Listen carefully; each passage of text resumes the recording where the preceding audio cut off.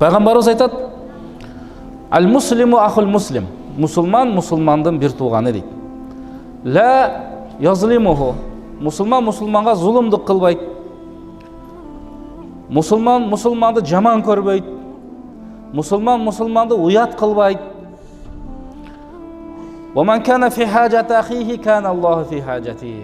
Бир мусулман адам мухтаж болуп калса, ким ошол адамдын мухтаждыгын кетирип коёюн деп аракет кылса, Алла Таала ошол адамдын мухтаждыгында болот.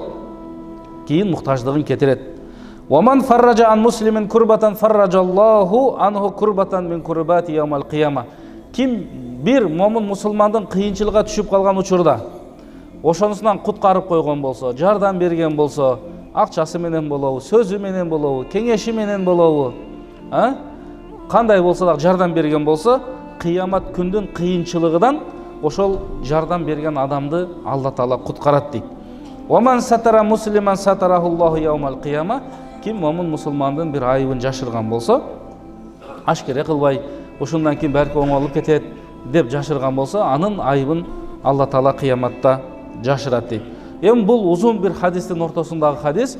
Кандай болгон күндө да бул хадистен биз алына турган нерсе. Ошол хадистин аяк четинде пайгамбарыбыз айтат: "Бир момун мусулмандын бир мухтаж болгон ишин бүтүрүү үчүн мен үчүн бир ай мечитте этикаф ибадат кылып отургандан жакшы" деп пайгамбардын айткан сөзү бар экен да. Сөзү бар экен. Ошондуктан баягы Алла Таала дагы бизге ушул иштерге көптөгөн соопторду берет экен.